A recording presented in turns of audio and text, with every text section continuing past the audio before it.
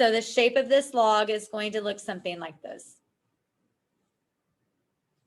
So your domain is going to be, think about your boundary here. Your domain is going to be from 0 to infinity, and your range is negative infinity to positive infinity.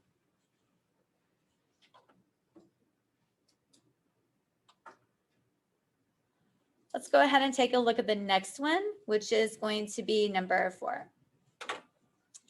So for number 4, again, your log has to be isolated. You have a number in front of the word log. The log has to be completely by itself.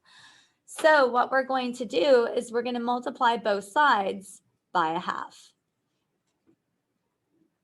So what I am dealing with now is going to be 1/2 y. Remember, f of x and y is the same thing, equals log base 3 of x.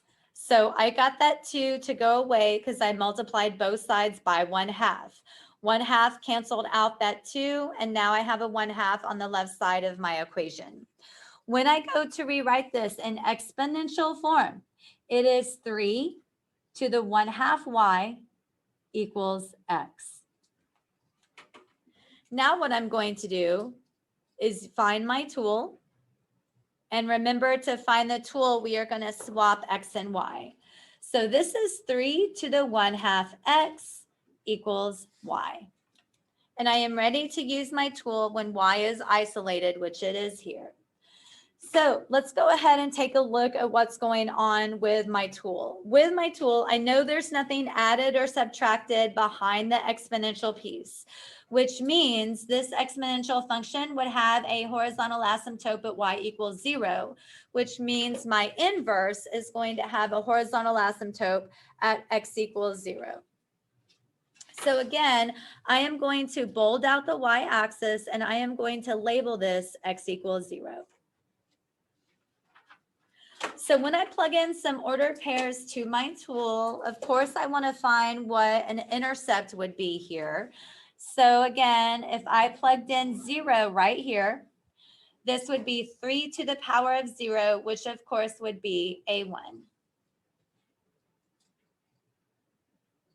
So let's talk about some other order, which would be my y-intercept is 0, 1 here, which means my x-intercept, of course, is going to be 1, 0. Let's talk about some other ordered pairs. Now remember, if I plugged in a 1, this would be 3 to the 1/2. And 3 to the 1/2, anything to the half power is a root. I really want to try to find whole number lattice ordered pairs. So if I plug in a positive 2 times a half, of course, is a 1. So this would give me an output of just a 3. So remember, I am going to swap these to graph my inverse. So I'm going to plot the point 3, 2, because that is going to be a lattice point on my log graph. So this graph is going to hug the asymptote, cross through from the x-intercept, and it goes up forever on the right side of the graph.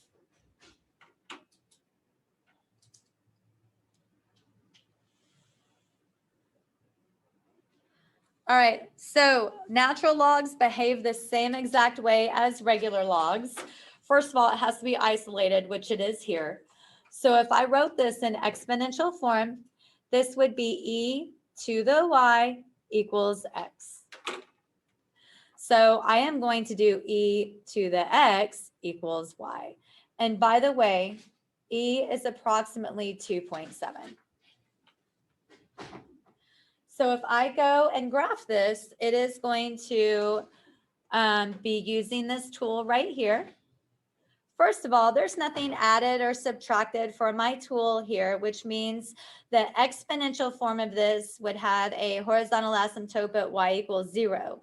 My log form, which is the inverse, is going to have an asymptote at x equals 0.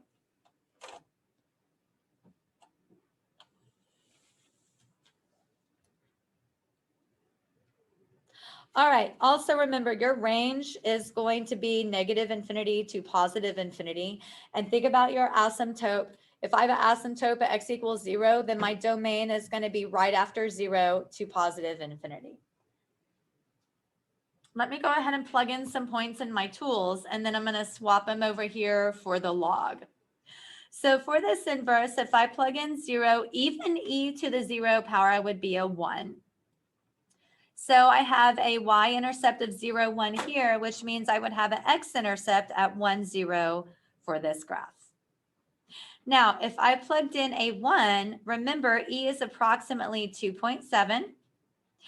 And if I plugged in a 2, this would be e squared, which would be 2.7 times 2.7, which is approximately 5.24. I think we'll round that to 5.3. So if I plotted these ordered pairs, remember you swap them. So I would plot approximately 2.71.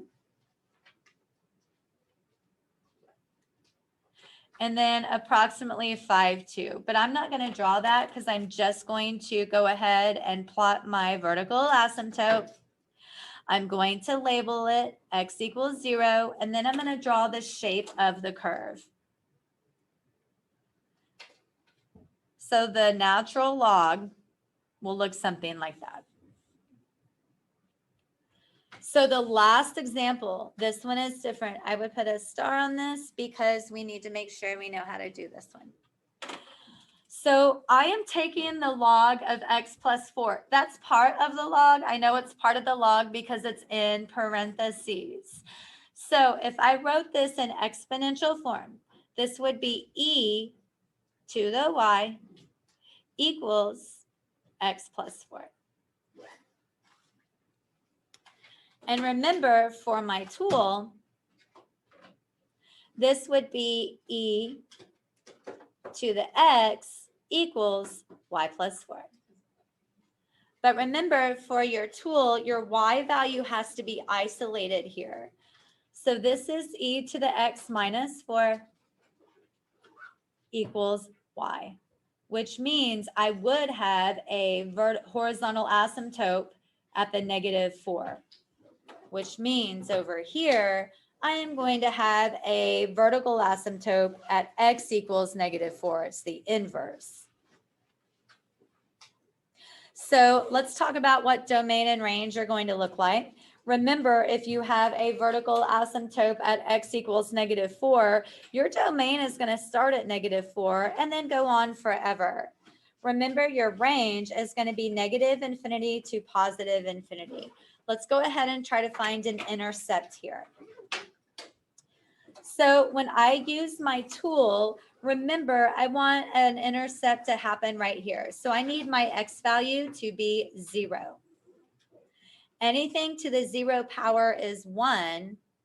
This would become 1 minus 4, which is going to be a -3, which means your intercept is going to be swapped from here. It is going to be a -3, 0.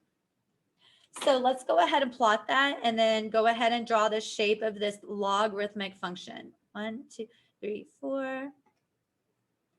Don't forget to label your graph and label your asymptote. Let's go ahead and plot that x-intercept. And remember, your graph is going to go up on the right, and it always hugs the asymptote on the left.